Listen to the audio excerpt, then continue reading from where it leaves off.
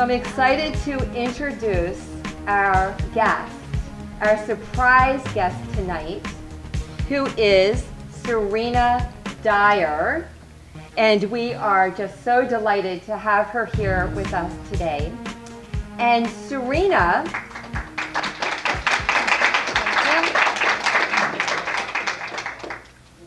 is a speaker. She also has her master's degree from University of Miami.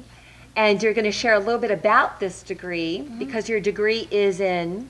My degree is in international relations, but I focused on child trafficking in America. But that's not exactly what we're going to talk about today. She just wanted me to explain it a little bit.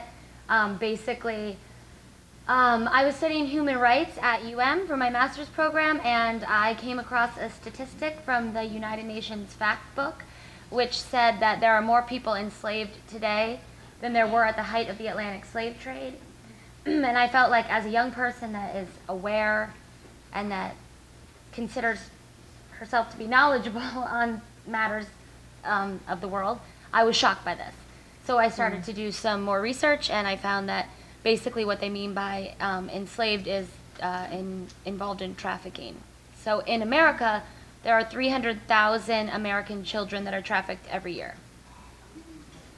Wow, that's so surprising, right? Because we don't hear a whole lot about that. And when I heard that Serena was interested and committed and did research and even works in that field, it brings to mind a lot of questions, that we all have as being a parent or a sibling or even just a community member, right, in the community, of awareness, just being aware that this is going on, but B, the power that each one of us has to influence others, to influence and make a difference. And Serena stepped into her power and saw and desired and wanted something different and wanted to make a change. So today we are going to be talking about the power of influence. And Serena Dyer comes from a very well-known family. Most of you, if not all of you, know her father, Wendi Dyer. And so I want to start by just asking you, in general, what influence means to you. How would you define influence? I don't know how I would define it like in a simple sentence, but I know that we are influenced every day by what we see on TV, by who we speak with, who we hang out with, what our likes and desires are. Those things influence us. The social circle that we're in, that all influences us. But for me, I think it's probably my idea of influence is probably a little bit different than other people my age, because I think that you choose what you allow to influence you, and that it's always a choice. And so, for example, going back to the child trafficking thing, people often ask me, how do you do that kind of work? It must really bring you down. And what I was taught relating to energy and influence is that nothing can bring you down, but you can choose to go down. But other things can actually bring you up.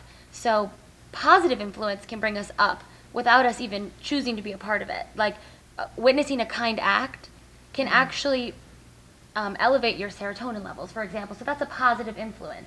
Now, if you are in a group of really down, negative people, to say that they bring you down isn't even possible. You're choosing to be like them. So influence for me is it's a gift when it's positive, and it's a choice when it's negative. That is so powerful and so true, and so you're so wise for somebody who is in their mid-20s. Thank you. And so my question would be to you, how has your parents influenced you and influenced the direction for your life? My parents have influenced me in pretty much every aspect of my life. I mean, I think that I'm kind of like different than a lot of my peers. And one of the ways that I'm different is that Wendi and I were actually talking about this the other day, is that I'm kind of free. And what I mean by free is that I'm free from having the burden of feeling like I have to be anything other than who I am. I was never taught that my parents' happiness is contingent upon me living my life according to their rules, or according to their beliefs, or according to their ideals. I was influenced by my parents because my parents just live their life, and they live it for themselves, and that kind of has taught me that that's what I should do. So, for example, my parents really, and I can honestly tell you this, they would not care if I said that I wanted to marry a woman, a man, somebody that was black, somebody that was Asian, somebody that was Jewish, somebody that was Hindu. They wouldn't care if I said I wanted to shave my head and dance under the moon all day if that made me happy. And it's not like they just say that, it's like they model it. Like I know that they live their lives for them, for themselves. And that frees me from feeling like I have to live my life according to what they want. I can just be me. And I think that's one of the ways that they've influenced me, to kind of like show me that I can just be who I am, and I can just, but it's more than that. It's more than just being who you are. What I mean is that I can just be exactly who I was born to be. And nobody's life is going to be made or broken by that. And yeah, I think that's one of the biggest ways that they've influenced me, that I'm free to just live my life, and I can be exactly who I am, and I will be loved unconditionally. And in return, I offer the same thing to them. So I guess that's kind of influenced me to be like a little bit more judgment-free. Wendi and I met the other day, and we were talking at Starbucks, and we were saying how oftentimes as the child, you want your parents to accept you and love you unconditionally, and you want them to just embrace you, everything about you, whatever it is that you want, whatever your goals and dreams are, you want them to just embrace you. But oftentimes as the child, we don't offer that back. So I think that that there was a period of time when my parents were going through a divorce, which was 10 years ago, so I was 16. And it was like everything changed because all of a sudden, my parents were not themselves. And they were going through a divorce, and they were fighting, and they were sort of like telling us what to think. Well, this one did this, and this is why I feel this way. And don't you understand why I can't be with this person anymore? And I'm thinking, why does it matter to me? Like, you always told me that I should be living my life for me. If you guys want to get a divorce, get a divorce. It's up to you. I just want you to be happy. Isn't that what you taught me? But there was a period of time where like they weren't really modeling that well, and I started to feel really resentful towards them and really like judgmental towards them, and there was like all this bitterness that came into our family. And then they stopped the divorce, and they said, we don't have to split up assets, we don't have to split up children, we don't have to split up a family, let's just be separated and live our lives separated and leave everything else the way that it is. And they did. And I think, like, I don't know, it was just a really important time in my life because it kind of taught me they're going through something, and look how quick I am to turn around and like judge them for going through a difficult time. And yeah, I think having gone through that, not always having had like a perfect family, a perfect upbringing, having gone through something that was pretty bitter and nasty for a short period of time, made me feel like my parents need to be loved unconditionally too. They need the same thing back. So I hope that made sense. Oh, it so did, and it was so incredibly powerful because our parents influence us, right? And throughout our entire lives, not just while we're small and growing up, but as we get older, even way into our adulthood. It doesn't matter if you're 40 or 50 or 60 or 70, our parents still have influence, our siblings still have influence, our friends still have influence. And whether it's positive influence and you feel the positive influence and you feel the open acceptance and love and you feel that, but how that can suddenly change too. Yeah. That it can shift if something is going on, and that you can feel the shift. And you can feel the shift from your parents, you can feel the shift if you're the child, in every direction. Yeah, and you just have to, I think, you just have to choose to be a part of it or not. And I made the choice that I wasn't going to be a part of it anymore, that I said to them, stop involving me, don't talk to me about it, this has none of my business. What you guys want to do is up to you, but just love me the way you always have, and I will love you the way I always have, and let's just leave it at that. And whatever you guys are going through, I don't want to know about it.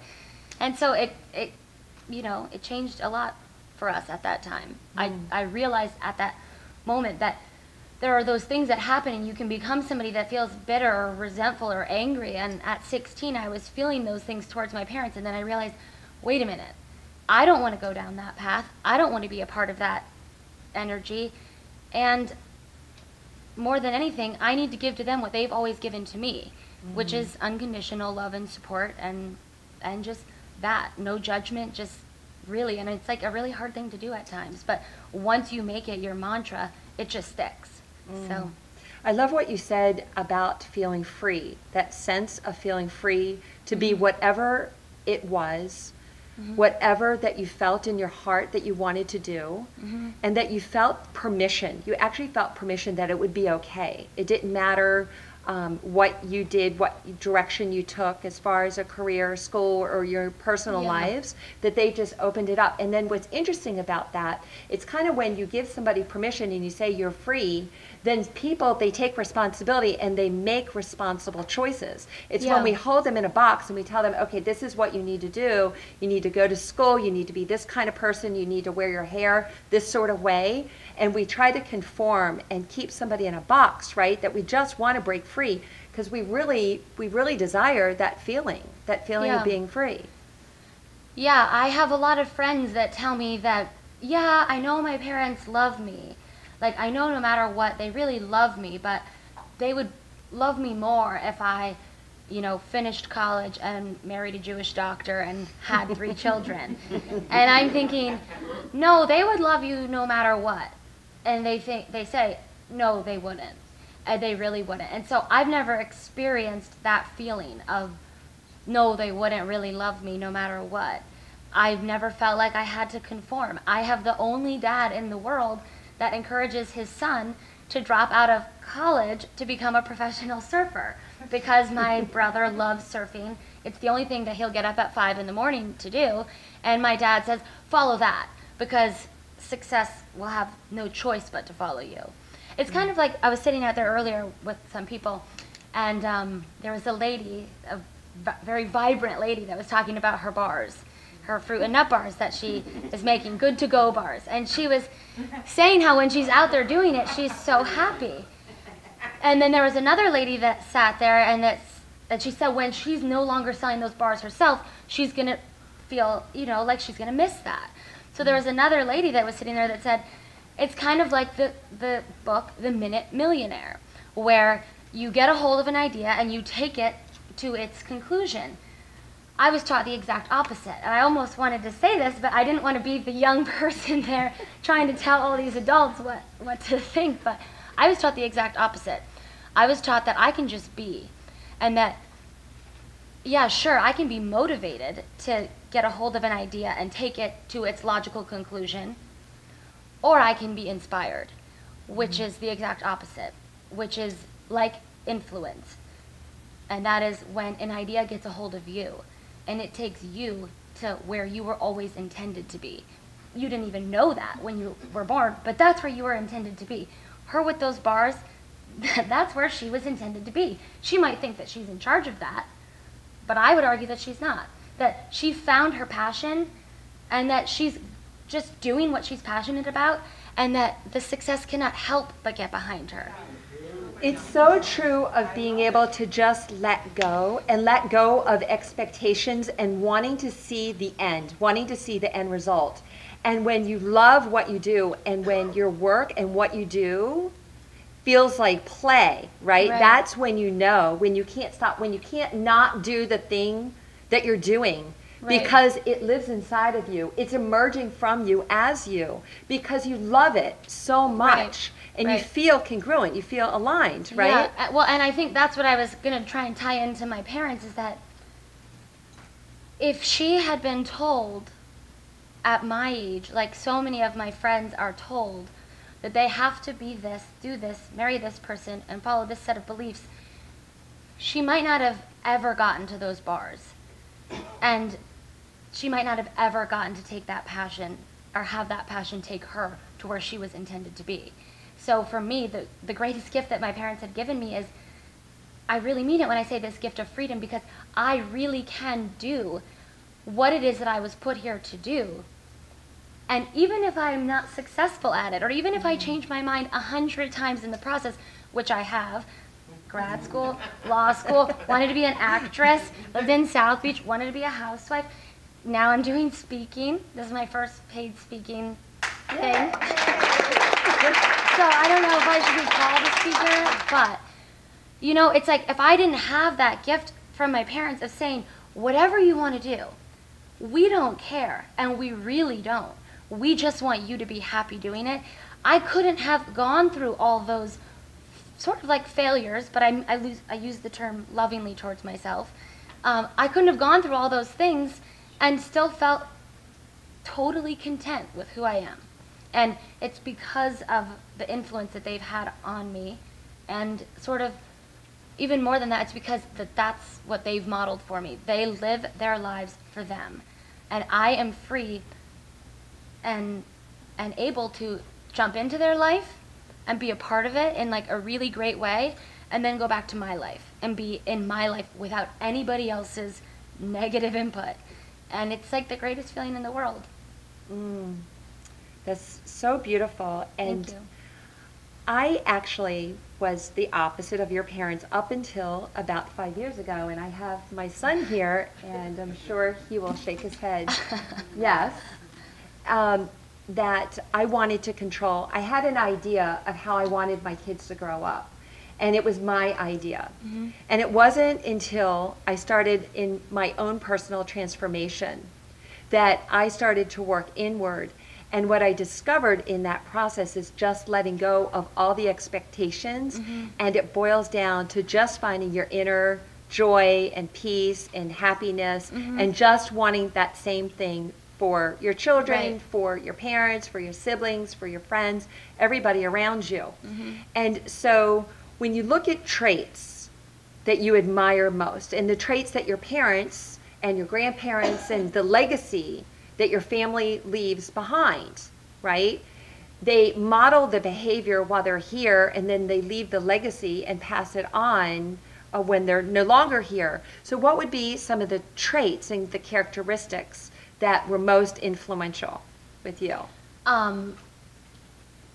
Most definitely would be generosity, because my parents, both of them, are very generous in every aspect of their lives. My dad, to this day, every time he gets a piece of mail, and I mean, you know, he gets a lot, he writes back, and most of the time he sends them a book.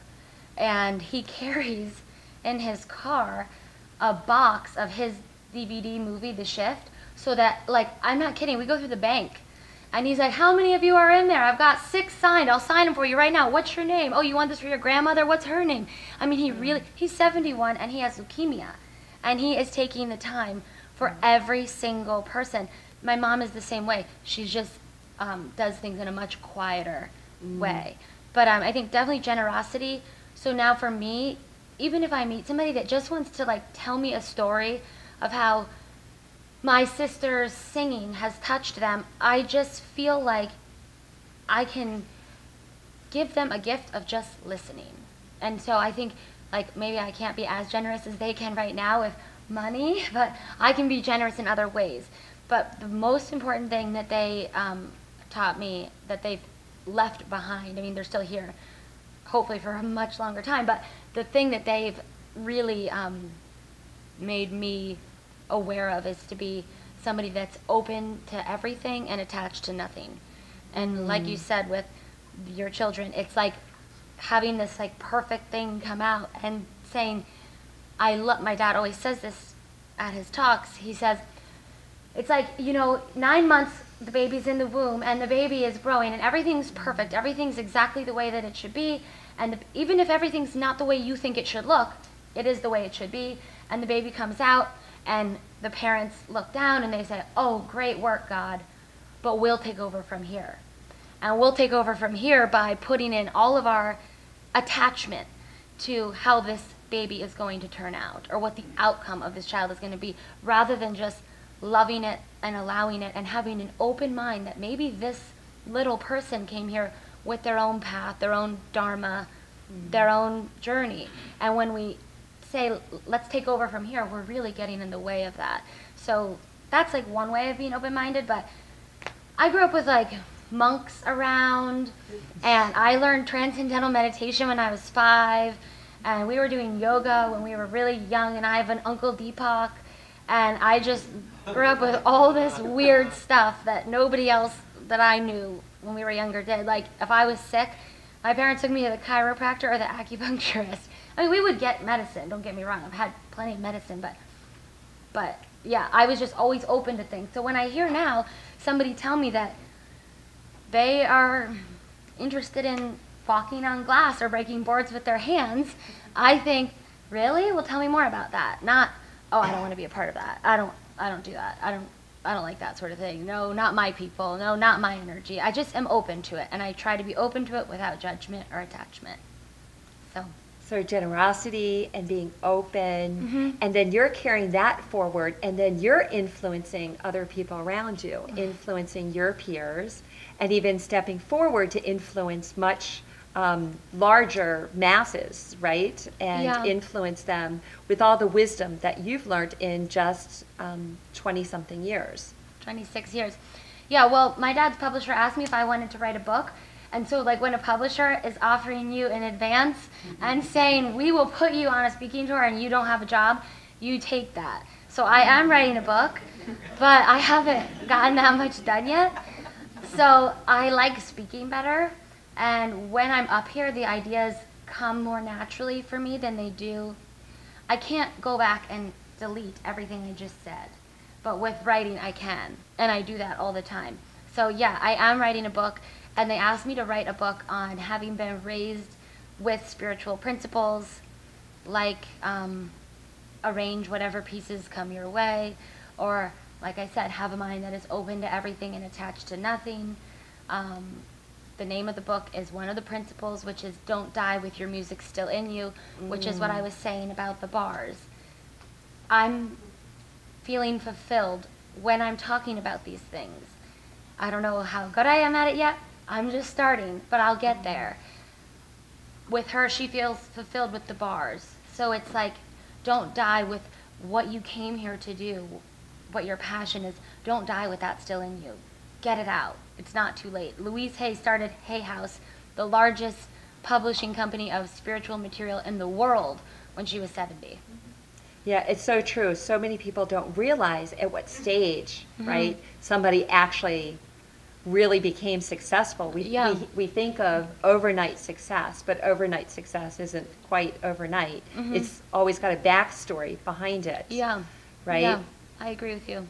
So what do you think now of, do you find that more of your friends are involved in a spiritual path and on that journey? My friends? Some of them, not all of them, but we talk about these things, and they're definitely more open than maybe their parents would have been. And I have a lot of friends that are spiritual, and they practice yoga, or they do meditation, or they are getting more into Eastern medicine than Western medicine, or they're even just being aware of the food that they eat, which is a big deal. So yeah, I think that maybe I don't influence my friends as much because they don't want to hear me talk all the time, but other people my age, I think I could influence more than my inner circle. Yeah, well, you just being you and be so willing and open to share the stories, your background, your desires moving forward.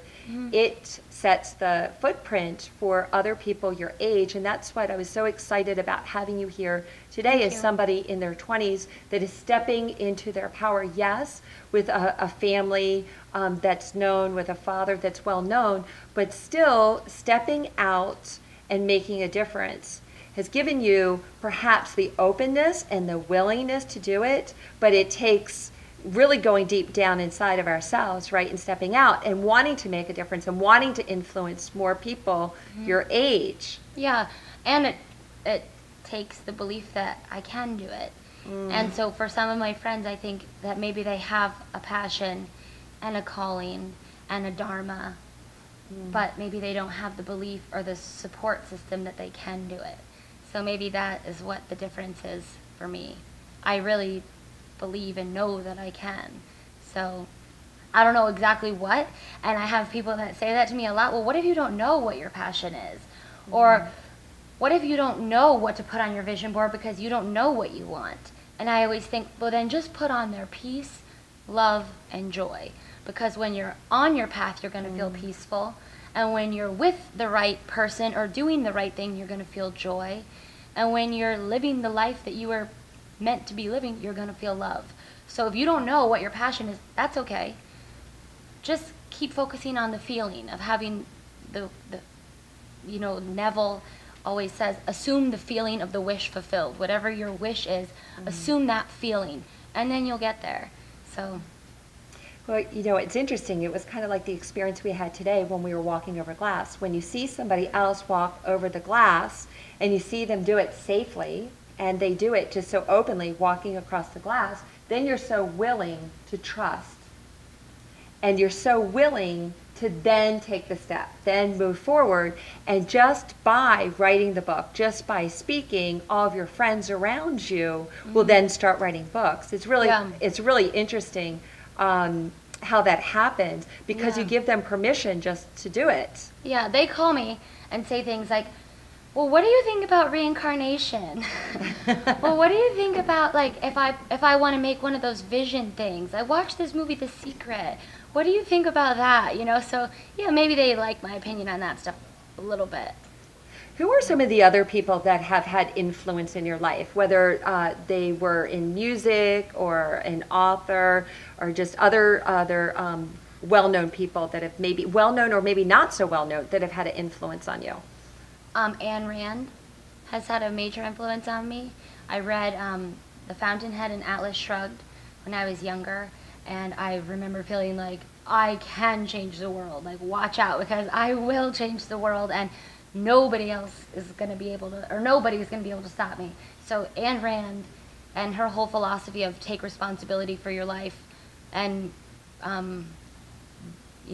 be in charge of your life, be responsible for what happens in your life. I really like her.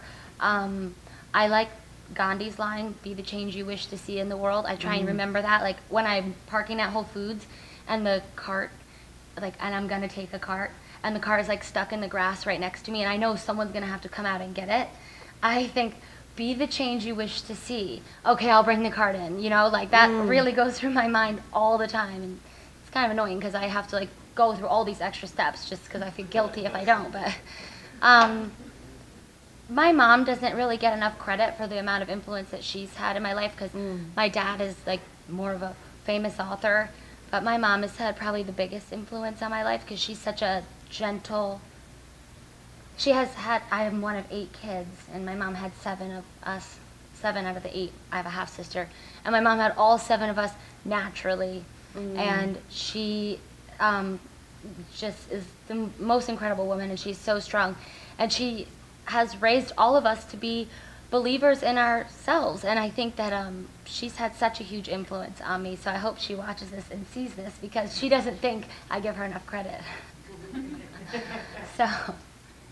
Yeah, she will be watching this. And so, yeah, that's really beautiful because there are so many people in our lives that have influence. So it might be one person in your life that influences generosity. It might be one person in your life and they symbolize for you kindness. Yeah. And so each person has a different role and has a unique gift that they share with each one of us. But the power of influence, we're influencing each person in our lives all the time. We're influencing our friends. You're influencing all those brothers and sisters that you have. So you're one of 7? I'm one of 8. I have 7. Yeah. Okay. So, and you're influencing everyone. And so, and that's why I asked Serena to be here today, because the power of influence, we think about the things that we do. And we think about them and we have good intentions for all of the people around us. But that power of influence, it's so significant that every single day, everything that we say, everything that we do influences all of the people around us. So we are so excited to have you here. Thank you so much. You shared so much great wisdom I hope so. and insight. And we just wish you to go out in the world and make your mark and be the change and really influence a lot of people your age and a lot of people whatever age. So thank you so much for being with us.